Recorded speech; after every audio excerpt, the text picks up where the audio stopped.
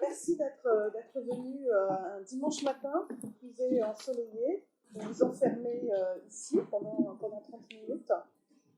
Alors, je voulais donc l'intitulé de ma conférence, que vous ne voyez pas encore, qui porte le titre « La peinture sucrée ou les plaisirs illégitimes de l'art pompier », porte en fait sur une des formes qu'a prise la réception de la peinture pompier en France lors de ses expositions au salon, dans la critique d'art, qu'il s'agisse de critique d'art sous forme textuelle, les écrits des journalistes, de ceux qu'on appelait les salonniers, ou qu'il s'agisse d'une autre forme de critique d'art dont on oublie souvent qu'il s'agit aussi de critique d'art, qui sont les caricatures des tableaux exposés au salon, des visiteurs du salon, ou des artistes au salon, donc ce que l'on appelle les salons caricaturaux, ces petites vignettes qui paraissaient au moment de chaque exposition et qui constituent une forme de critique d'art imagée, qui commente aussi bien les formes de l'art contemporain que les travers des artistes et les travers aussi du public, qui ne sont pas forcément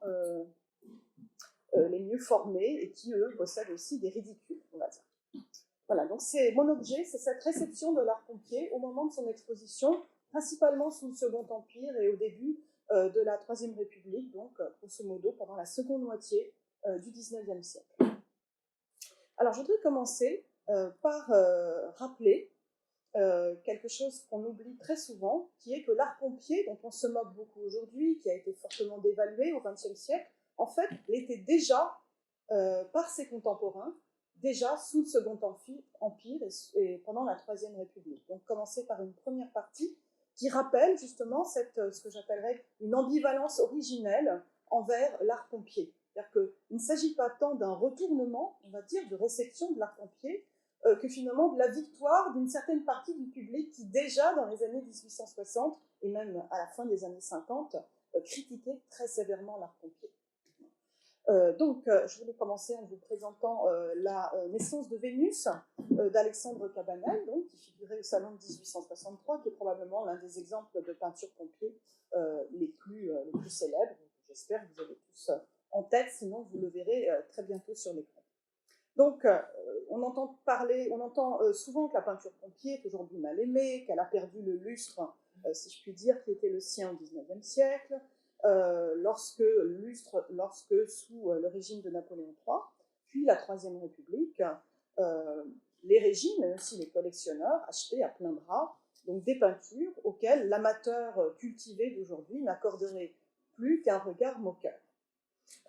Au second exemple, que vous verrez bientôt, de Lawrence Alma-Tadema, une peinture un peu tardive de 1906 qui s'intitule « N'en demandez pas plus », qui passait en vente chez Christie's, qui est un exemple assez caractéristique de ce type de peinture. Alors en fait, ce lieu commun, comme je vous l'ai dit, néglige un fait, on va dire, essentiel, qui est que ces œuvres et ces artistes étaient loin d'être unanimement appréciés de leur vivant.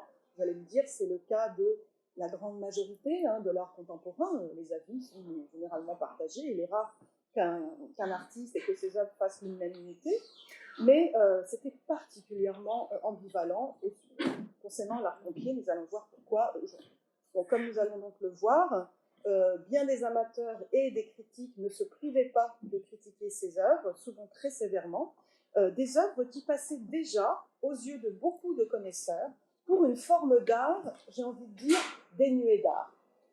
C'était de l'art, mais finalement un art sans art. Donc, ce qui m'intéresse pour cette conférence, c'est d'aller au-delà de ce stéréotype, une fois compris que c'est un stéréotype, avec une part, certes, de vérité, mais aussi beaucoup, on va dire, d'approximation, voire même de contresens. Un stéréotype qu'on pourrait interpréter comme un mythe, et ça, ce n'est pas le sujet de ma conférence d'aujourd'hui, ça serait notre sujet de conférence. Pourquoi ce mythe, tout d'un coup, du retournement de la postérité, etc. Pour m'attacher, en fait, donc, dans cette conférence, à ce que cette ambivalence dans la réception de l'art pompier pendant le second XIXe siècle va nous apprendre. Je suis historienne de l'art, donc moi je cherche toujours à comprendre. J'aime bien apprécier, mais je cherche fondamentalement, parce que c'est ma profession, à comprendre. Donc comprendre ce que cette réception va nous apprendre de l'appréciation de cet art, de ce qu'il a signifié en France, dans une période qui était une période d'intense démocratisation, non seulement de la culture, mais aussi, parce que c'est l'autre aspect de cette conférence, des consommations alimentaires. Même si l'accès à l'alimentation, à une alimentation, on va dire, abondante, à une alimentation donc en quantité, mais aussi à une alimentation de quantité, donc en partie qualitative, cet accès à l'alimentation est encore inégal dans la France du second 19e siècle, comme vous pouvez l'imaginer. Il reste que depuis le 18e siècle, depuis la seconde moitié du 18e, s'est développée une culture de la consommation qu'on appellerait, enfin qu'on appelle d'ailleurs déjà à l'époque, au 19e, gastronomie, c'est-à-dire une appétence, une culture dans de la consommation, des bons produits dans de bonnes conditions et une variété et un accès donc à des consommations alimentaires qui vont ensemble. Donc, cette double démocratisation en France dans le second 19e siècle, à la fois de la culture, qui se manifeste par bien des façons très, très variées, par exemple dans l'accès à l'image, aux images imprimées, aux gravures, etc. Culture de l'imprimé, mais aussi culture gastronomique, consommation alimentaire.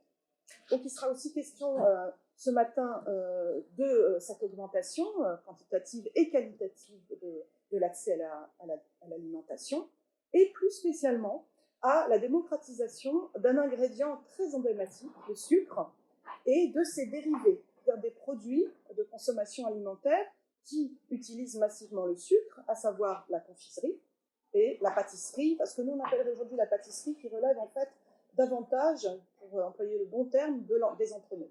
Hein, les crèmes, les mousses, des choses comme ça. La pâtisserie, stricto sensu, c'est le travail de la pâte, qu'elle soit sucrée ou salée. Aujourd'hui, on parle à mauvais escient d'ailleurs de la pâtisserie.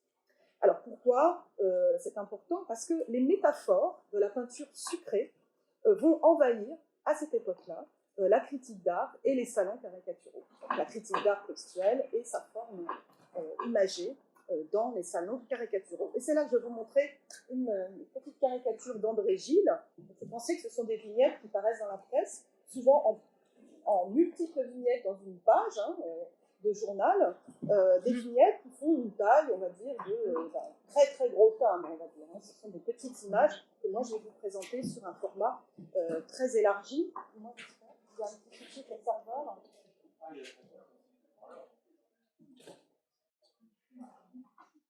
Est-ce que je peux, moi, emprunter ça? Parce que je l'ai là, mon PowerPoint. Si vous avez le thème. Ok, excusez-moi.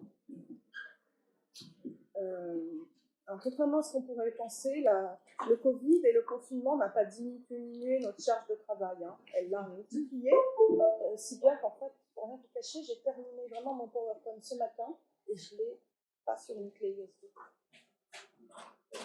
Bon, ma faute. Hein. Pas du tout la faute du festival. Ça va arriver. Okay.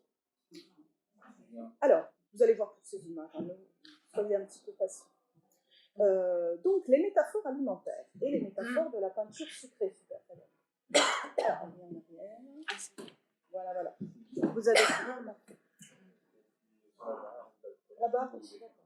Donc, ambivalence de la pompier. Je vous montre la naissance de Vénus, de Cabanel. Vous allez voir qu'il y a plusieurs reproductions qui varient tout un petit peu en couleur, donc il faut aller au musée d'Orsay.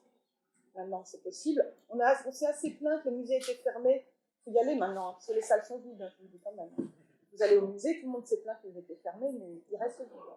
Alma Tadema, donc, ne m'en demandez pas plus. Bon, peinture britannique, hein, mais quand même, je voulais vous montrer autre chose que du Cabanel et du Bougreau. Et donc, caricature d'André Gide, de Gide, peintre, mais aussi surtout connu comme caricaturiste, et accessoirement, à partir de 71, comme communard. Donc, vous voyez le type de critique en image, on va dire, que l'on peut rencontrer pendant le Second Empire. Excusez-moi pour la qualité de l'image, c'est mes photographies prises à la Bibliothèque nationale sans pied. Donc, vous voyez cette manière d'assimiler un tableau à une sucrerie, notamment en raison de ses couleurs. Et c'est peint au pochoir. La caricature est peinte au pochoir par des petites mains, qui généralement étaient féminines. Alors, cette métaphore de la peinture sucrée qu'on va trouver dans des textes, j'en citerai plusieurs, mais qu'on trouve aussi dans des images, j'en montrerai encore d'autres, relève en fait d'un plus vaste ensemble de métaphores critiques que l'on rencontre très fréquemment, qui sont les métaphores alimentaires. Donc les moqueries, ces moqueries, qui sont des formes de critique, adressée au tableau, aux teintes considérées comme doucereuses, et dans l'image, enfin, le terme de doucereux, on remet encore à pointe de douceur, qui renvoie on parlerait aussi aujourd'hui, mais ça c'est anachronique pour le 19e, de couleurs layettes. À cette époque, c'est anachronique, on ne parle pas de couleurs layettes, mais on aurait tendance à dire ça. Alors ces moqueries sont légion pendant toute la seconde moitié du 19e siècle. Elles font donc partie, comme je vous l'ai dit, des nombreuses métaphores alimentaires qui circulent dans la critique depuis en fait le milieu du XVIIIe siècle. Ce n'est pas une nouveauté du XIXe, ça apparaît déjà au milieu du XVIIIe siècle, c'est presque consubstantiel au développement de la critique d'art, que l'on songe par exemple à un exemple très célèbre, qui est celui de Diderot, qui qualifiait d'omelette une composition de fragonard visiblement un peu brouillonne, ou à l'emploi que l'on trouve chez Diderot, comme chez énormément de contemporains de Diderot, du terme de ragoût, qui en fait était passé dès la seconde moitié du XVIIIe siècle de l'argot des ateliers, le vocabulaire un peu interne, on va dire, aux peintres et aux rapins. Donc il passe dans la seconde moitié du XVIIIe de l'argot des ateliers à la critique d'art. Donc ces métaphores alimentaires, on en trouve dès la seconde moitié du XVIIIe siècle, mais elles vont s'amplifier et devenir mais vraiment récurrentes. C'est encore ponctuel au XVIIIe, mais devenir récurrentes au XIXe. Donc le recours aux métaphores, à la fois de l'alimentation et aussi de la cuisine.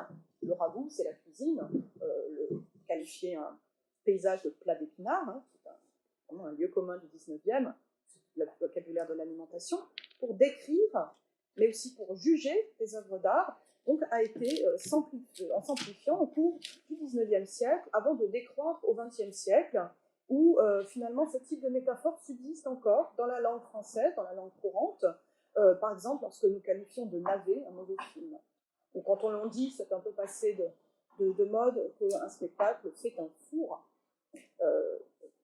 Un peu ringard comme expression, mais c'est encore présent au XXe siècle. Bon, donc ça subsiste encore ici et là, mais c'est ce n'est rien à côté de ce que c'était au XIXe siècle. Alors le Second Empire représente le point d'acmé de cette allégorisation, une forme d'allégorisation alimentaire de la peinture. On en trouve aussi des traces pour la sculpture, mais aujourd'hui je parle uniquement de peinture.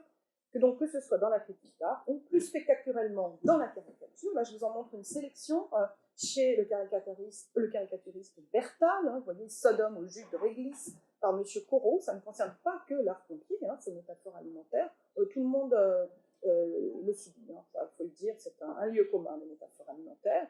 André Gide, dans la partie basse, l'abus du pain d'épices par Antigna. Antigna, ce peintre du juste milieu, réaliste des années 1840-50. Et Cam qui réalise une série, alors Cam c'est beaucoup amusé que l'alimentation, une série de caricatures, en particulier parce qu'à partir de 57, il y a un buffet au salon. Alors là, les critiques se déchaînent, en particulier Cam, vous voyez, avec cette blague autour de la croûte, le mauvais tableau, mais une croûte en cuisine, c'est aussi une forme de pâtisserie, donc garçon, une croûte aux champignons, croûte de qui, comment de qui, mais oui monsieur, nous avons passé un traité avec tous les artistes refusés.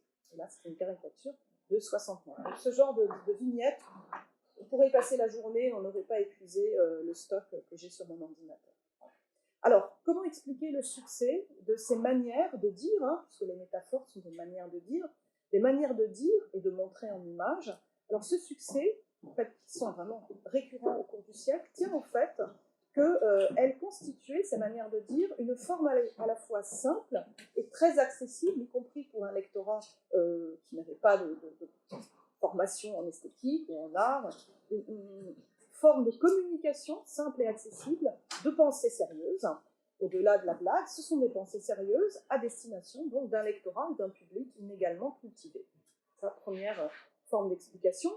Il faut aussi y voir le témoignage de l'inquiétude des journalistes comme du public face aux mutations de l'art et de la culture dans une période qui, comme je vous l'ai dit, est caractérisée par une intense marchandisation de tous les produits, y compris les produits culturels.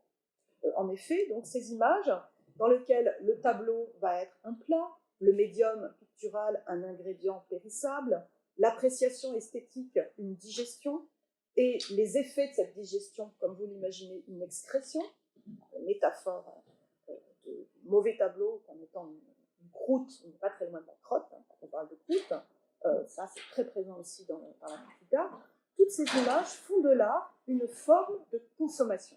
Consommation qui va abolir son objet. Vous savez que quand vous mangez quelque chose, il disparaît. Hein. Une consommation qui abolit son objet, puisqu'une fois consommé, les aliments disparaissent.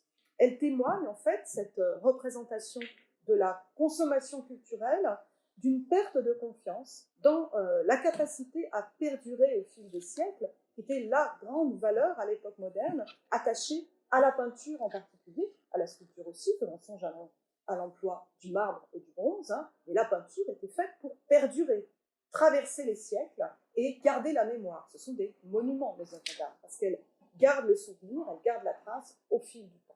Bon, elles luttent contre la mort, les œuvres d'art. Donc cette perte de confiance en la capacité de l'art et des œuvres à perdurer au fil des siècles, ou pour le dire autrement, la perte de la transcendance de l'art menacée par sa transformation en objet de consommation. Donc qui est on va dire, une caractéristique sociale et culturelle qui va au-delà de la question de la réception de l'art complet, au-delà de l'appréciation de tel ou tel courant esthétique. C'est un phénomène qui est massif pendant cette période dans la critique.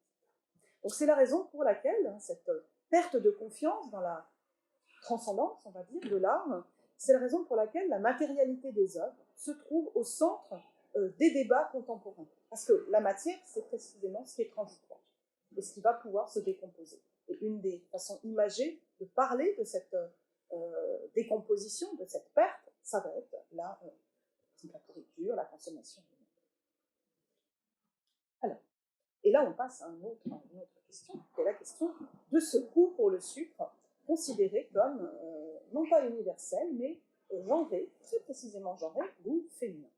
Alors, à partir des années 1860, les tableaux, dont je vais vous montrer d'autres exemples, aux surfaces lisses, aux teintes pastel, sont plus systématiquement comparés à des confiseries. Or, la confiserie, c'est un type de produit sucré qui est traditionnellement associé à deux catégories de personnes, les femmes et les enfants. Au salon de 1857, William Bouguereau, qui est l'un des peintres pompiers les plus célébrés de son temps, mais aussi le plus régulièrement moqué, critiqué pour l'artificialité de son coloris et la mièvrerie de son inspiration, a exposé une allégorie des 4 heures du jour, dont le tableau exposé n'est pas conservé, que le très populaire caricaturiste Bertal va s'empresser de caricaturer en transformant toutes les figures en autant de bonbons dans la vitrine d'un confiseur. Et je vous lis donc cette caricature titrée par Bertal « Aux délices des enfants » par Bouguereau. Enseigne, alors il transforme le tableau en enseigne, c'est-à-dire enseigne de magasin, on retrouve la dimension commerciale et cette image d'une mauvaise peinture qu'elle enseigne, enseigne exécutée pour un magasin de jouets, rue Chapon. Ces petits coupards articulés sont faits avec un grand mérite, l'artiste a su rendre attrayant pour l'enfance en les revêtant de couleurs variées comme les dragées de baptême. À la violette, à la rose, au café, au chocolat, il y en a pour tous les goûts. Donc, au-delà, bien sûr, de la moquerie, de la satire, du comique, de l'image, de cette espèce d'allégorisation du tableau de Bouguereau, la comparaison de la peinture à une confiserie fait écho à la métaphore, une métaphore très célèbre en critique d'art, qu'on utilise d'ailleurs encore aujourd'hui, la métaphore de la peinture léchée, à savoir traitée en glacis, avec une surface très très lisse, sans empattement, très répandue, elle aussi, cette métaphore de la peinture léchée, dans la caricature comme dans la critique. Je vous montre un exemple chez Cam en 1869, j'aurais pu là encore multiplier les exemples, avec ce commentaire. On voit un enfant à l'exposition au salon qui lèche une peinture. Voyez-vous, monsieur, ce que fait votre enfant, dit l'un des gardes, c'est un garde avec son chapeau reconnaissable, qui l'identifie. Ne faites pas attention, il a du goût pour la peinture léchée. Alors, cette métaphore de la peinture léchée, associée à la figure de l'enfant, associée à un type de peinture également, on n'est pas du tout dans la peinture romantique, moderniste, on est ni chez les peintres de Barbizon, ni chez Manet, encore moins chez Courbet, bien sûr, une peinture très lisse. Cette métaphore, c'est aussi une somatisation, c'est-à-dire une signification qui s'incarne dans le corps, on va dire, somatisation. Et cette métaphore, elle somatise quoi? En fait, à la fois l'application du peintre, parce que si la peinture léchée est si ridicule, c'est parce qu'elle elle est le cas elle est la caractéristique d'un peintre qui s'applique, qui fait dans le détail tout lisse, qui n'a aucun brio, qui n'a pas le génie plein d'énergie de l'artiste romantique, par exemple. Donc, c'est une somatisation de l'application du peintre, mais aussi de son appréciation par l'amateur, qui va s'approcher pour regarder tous les détails. Quelqu'un qui manque de goût, hein, c'est un mauvais amateur d'art, celui qui s'attache comme ça aux détails de la figuration, qui s'approche de bon. Cette figure donc de la consommation rapprochée, qui est la langue touchant le tableau, c'est aussi une dégradation, c'est donc une dégradation parodique de la main de l'artiste, hein, la langue plutôt que la main, on touche avec la langue, hein, mais aussi des yeux du spectateur, et enfin du discours du critique. Parce que le terme de langue, dans la langue française, en français, ce n'est pas le cas en anglais par exemple, mais en français, il n'y a qu'un seul mot pour dire la langue, notre morceau de corps, on va dire, et la langue que l'on parle, et qu'utilise bien sûr le journaliste. Hein. Donc, toutes ces figures de la consommation rapprochée, de la mauvaise consommation de l'art, en fait, elles sont toutes ramenées à un motif qui va être une sorte de nœud, avec des fils comme ça. C'est un usage déplacé du goût. Le goût, comme vous le savez, c'est le goût, bien sûr, alimentaire, et c'est aussi le bon goût, la capacité à apprécier les objets d'art. Voilà. Alors, dans le cas plus particulier de la caricature qui visait Bouguereau, l'évocation du contact de la langue renvoie à un stade alimentaire prédentaire, celui de la petite enfance, hein, l'enfant qui va aimer sucer des bonbons, lécher des glaces dans un cornet, etc., qui n'a pas encore de dents, qui en fait un usage plus limité que l'adulte. Bon, un adulte qui lèche sa glace dans un cornet, il a l'air un peu enfantin quand même. Tandis que la succession, une sorte de série, là, comme ça, de mots, enfant, pantin, chapon, souligne combien, aux yeux de Bertal, manque à cette forme d'art, à ce tableau de Bouguereau, la virilité attendue de la véritable peinture d'histoire. Puisqu'on est dans le domaine de la peinture d'histoire, avec une allégorie des heures du jour, le grand genre, ce qu'on appelle au XVIIe siècle le grand genre. Or, ici, ce n'est pas du tout viril, c'est un art enfantin.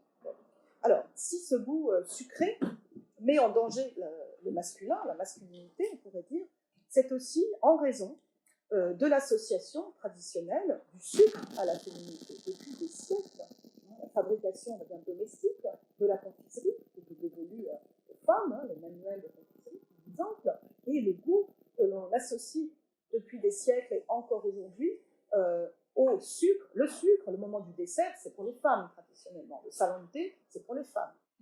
On va voir un peu plus tard que ce n'est pas forcément si simple. Alors, déjà, pas assez, déjà un peu vite.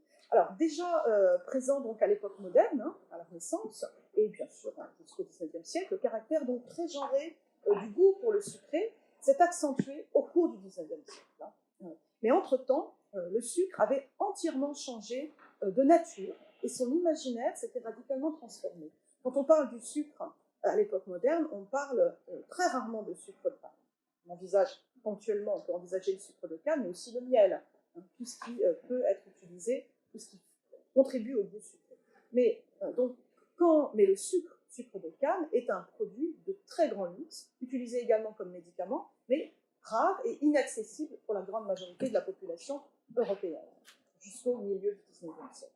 Donc la poésie du XVIIe siècle va représenter un corps féminin idéal en usant des métaphores de la douceur, du miel, du lait, du sucre, en insistant sur des maîtresses, la beauté de maîtresses au bras blanc, blanc comme le sucre, raffiné, tandis que les auteurs du XIXe siècle vont associer le sucre à la figure de la prostituée.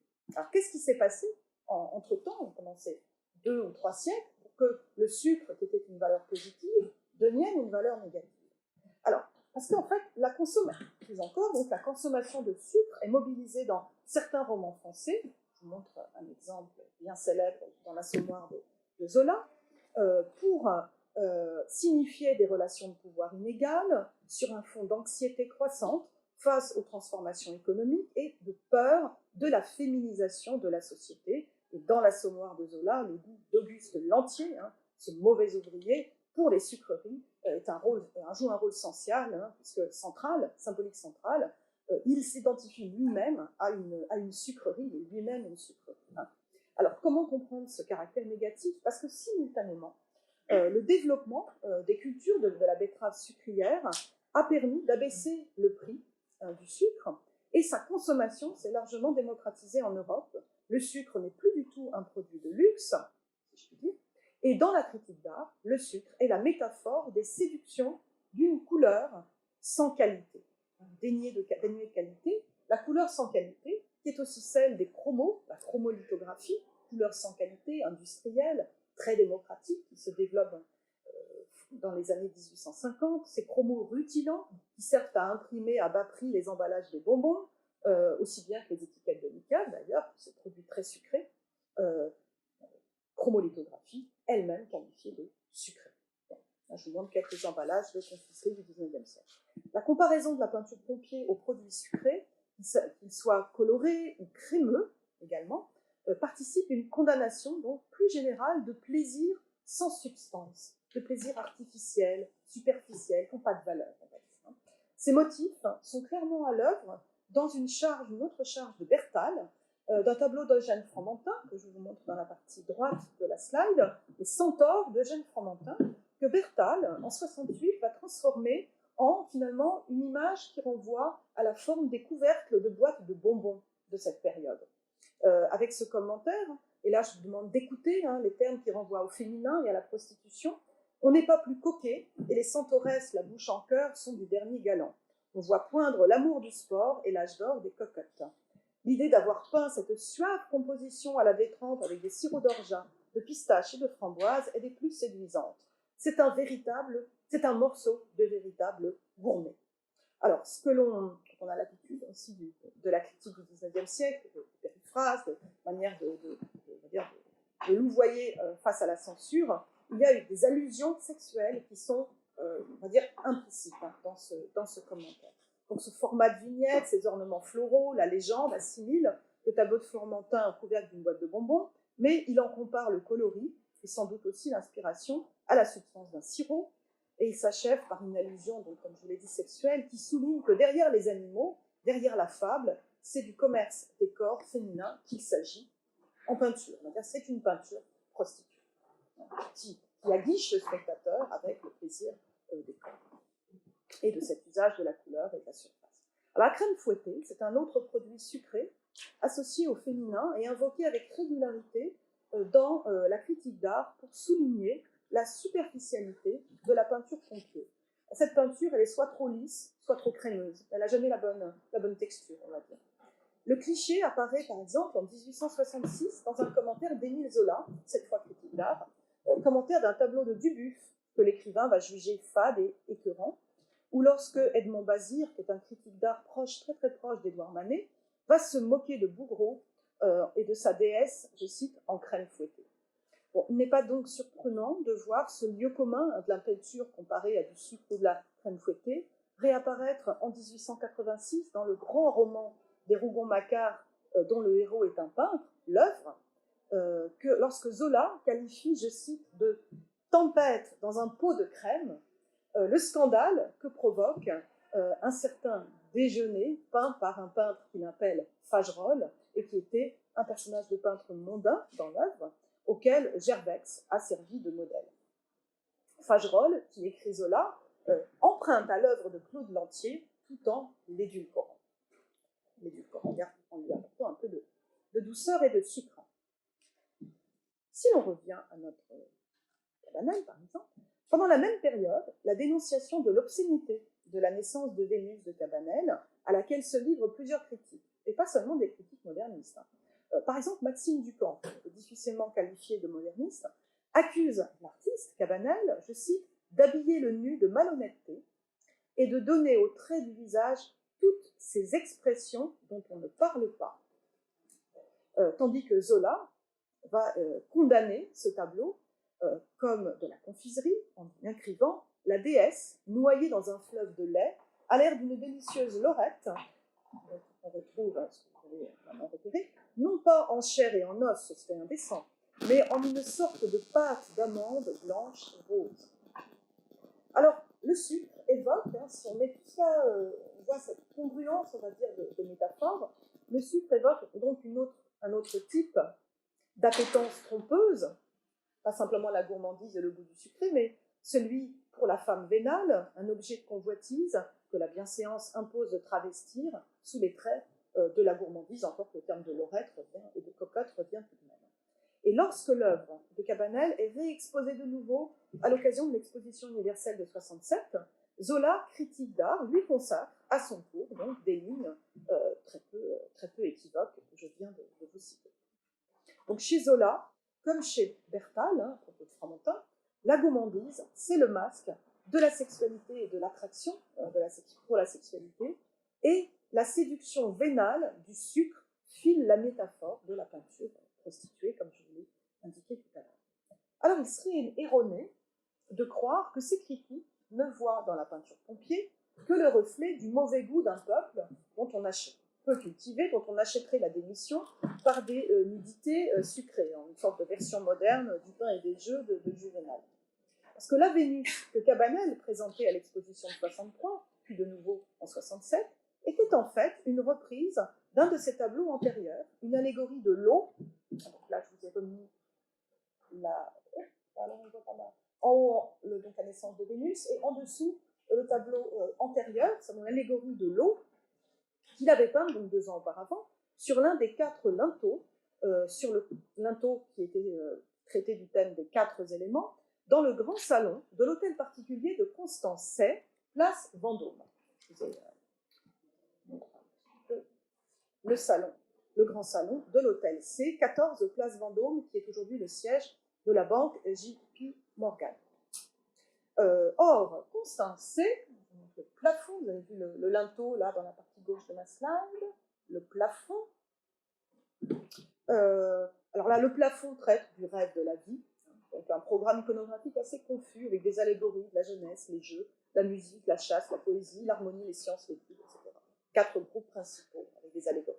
Or, Constance Say, né en 1816, mort en 1871, n'est autre que le fils du fondateur des raffineries Say et compagnie, et l'un des capitaines de cette industrie du sucre métropolitain. On appelle sucre métropolitain le sucre de betterave, par opposition, distinction au sucre colonial, qui est le sucre de canne, industrie du sucre métropolitain fondée sur la fusion de capitaux. Cette commande de décoration pour l'hôtel de Constance Say, dont la presse avait abondamment parlé, surdéterminait d'autant plus la relation entre le sucre et l'art pompier dans l'esprit des contemporains, que avaient participé à la décoration de l'hôtel C, non seulement Cabanel, mais aussi Paul Baudry et Charles Jalabert, qui formaient avec Cabanel un groupe de jeunes artistes ambition formés à l'école des Beaux-Arts et qui réalisaient une peinture que nous pouvons qualifier de pompier. De son côté, donc, Say incarnait le type même de l'industriel parvenu que ses goûts portaient vers une peinture tape à l'œil, peinture que la critique associait aux séductions faciles du sucre. Donc le sucre, que l'on qualifiait de or blanc, ce nouvel or blanc, dont la production nécessite la mobilisation sous le Second Empire d'importants capitaux, devient précisément à cette époque un emblème de la modernité industrielle et économique. Et parce que sa blancheur et sa ductilité se prêtent à toutes les métamorphoses, c'est un analogo du capital, qui peut se transformer et revêtir toutes les formes et circuler. Parce que le sucre donc constitue le principal produit autrefois très luxueux, réservé à une très mince élite que l'industrie place désormais à la portée de presque toutes les bourses, il va cristalliser sous le Second Empire et la Troisième République les peurs de déchéance sociale propres à la bourgeoisie, qui craint toujours, on va dire, de déchoir, de perdre son statut privilégié. Et de leur côté, les classes populaires, en particulier dans les campagnes, manifestent elles aussi une méfiance tenace envers un produit, le sucre, perçu comme une friandise débilitante pour le corps, à la différence de 2 autres aliments auxquels les classes populaires sont très attachées, j'ai envie de dire encore aujourd'hui, le pain et la viande. Et ceci en dépit de tous les efforts gouvernementaux, déjà au XIXe siècle, pour promouvoir la valeur énergétique du sucre. Les réticences à voir dans le sucre un véritable aliment, en fait, le sucre n'intégrera pas avant le XXe siècle la liste des produits de première nécessité dressée par le gouvernement. Ces réticences trouvent dans la dévaluation picturale de la confiserie un écho donc de l'ambivalence qui caractérise les représentations ou l'imaginaire, si on préfère, de ce produit au moment même où sa consommation se massifie. Et pour finir, nous avons donc vu qu'une constellation de signifiants, bonbons, pâte d'amande, sirop, crème fouettée, autres douceurs, associe le sucre à une dévaluation du médium pictural. La surface brillante, colorée, léchée des tableaux, souvent associée à des effets picturaux soit transparents, légers ou crémeux, est accusée de ne conduire qu'à une expérience artistique superficielle, presque dénuée de substance, aussi bien que trompeuse. Le plaisir procuré par ce genre de peinture, auquel ces qualités sont associées, est d'autant plus commodément rapproché de celui que procure le sucre et certains de ses dérivés que ces œuvres les plus spectaculaires ont été commandées par l'un des plus riches et influents capitaines de cette industrie sucrière en pleine expansion, non seulement en France, mais dans toute l'Europe d'ailleurs. Sur les cimaises du salon, où il menace, aux yeux de beaucoup de critiques, de gâter le goût des foules si faciles à séduire, comme les enfants et les femmes, l'art pompier est perçu comme une manifestation des effets du commerce et de l'industrie sur la culture, effet bien sûr néfaste, perte de la valeur de l'art. De son côté, le succès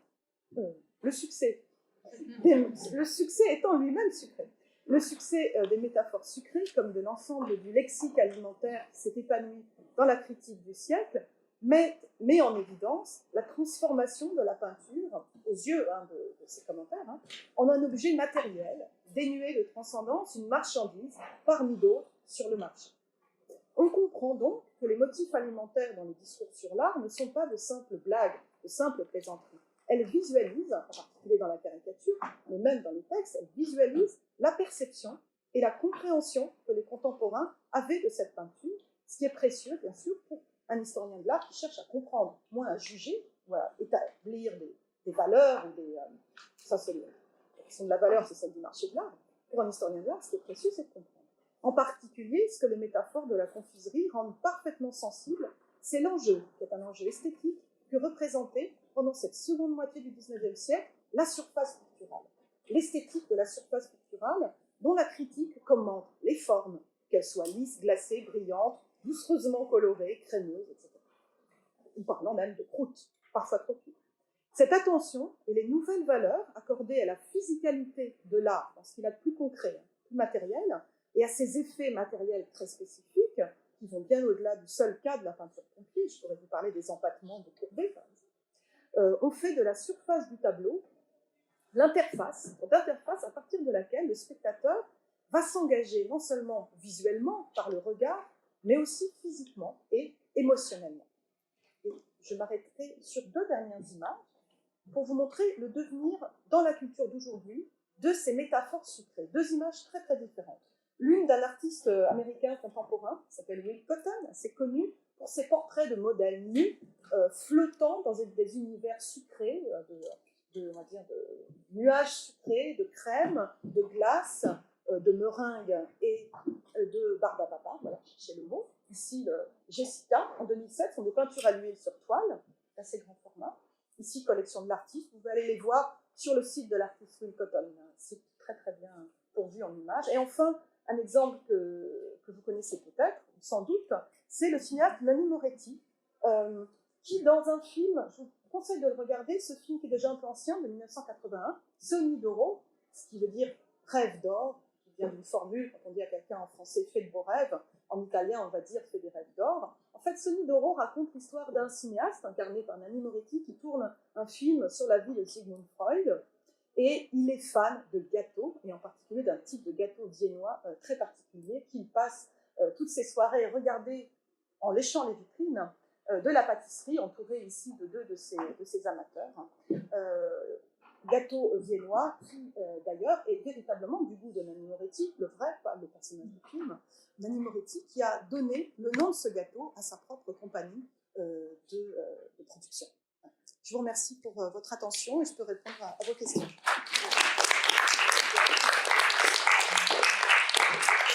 Merci beaucoup Thérèse Débusson d'avoir accepté de proposer cette conférence qui ouvre cette matinée consacrée au plaisir avec Clémence Carnot, entourée de Rosa Bonheur, et qui, je l'espère, a aussi ouvert vos papilles on attend pour quelques petites questions, donc je vous laisse prendre la parole et rebondir sur ce qui a été dit.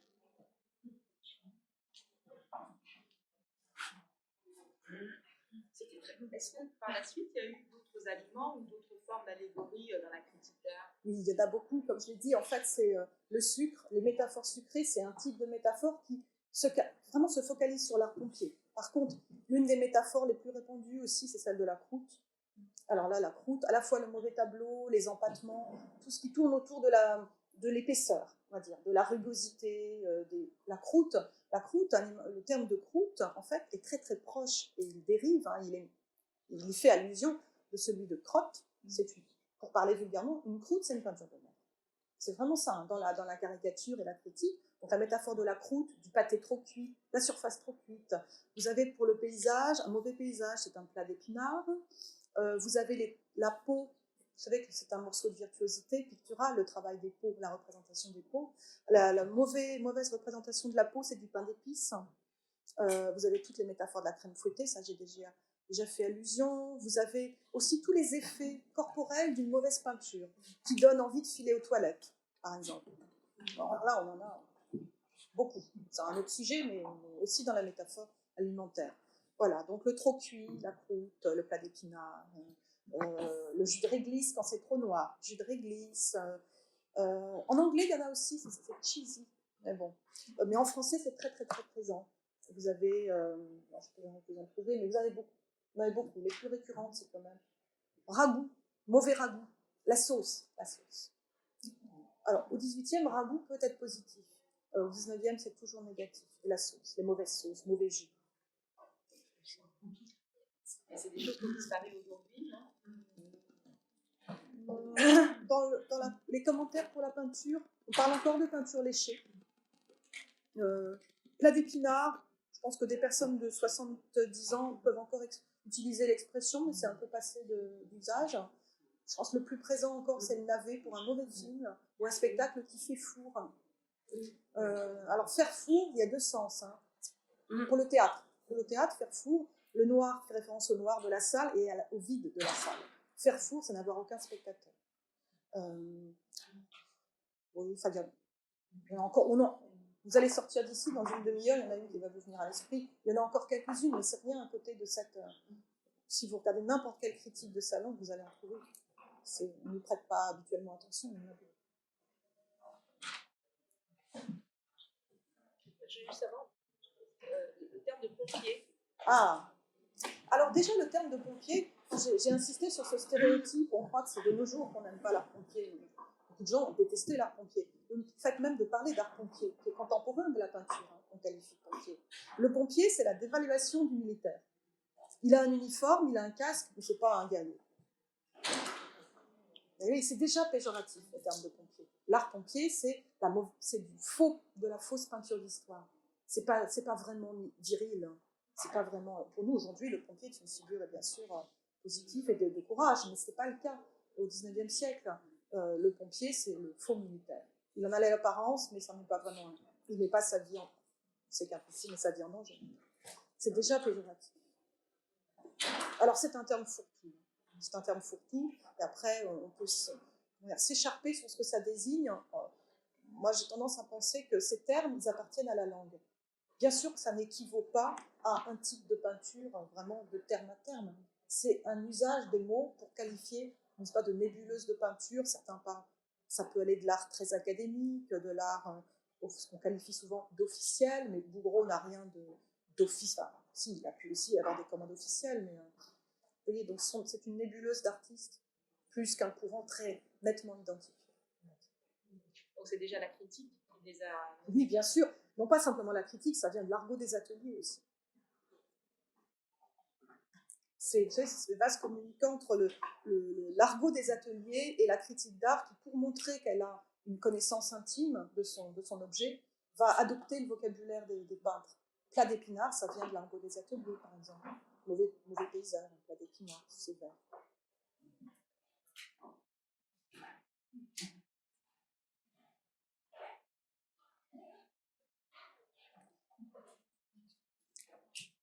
Il n'y a plus de questions. Peut-être encore une dernière question. Eh ben, je pense qu'on va Merci pouvoir beaucoup. clôturer. Merci à Et puis passez une bonne journée. Profitez bien du festival.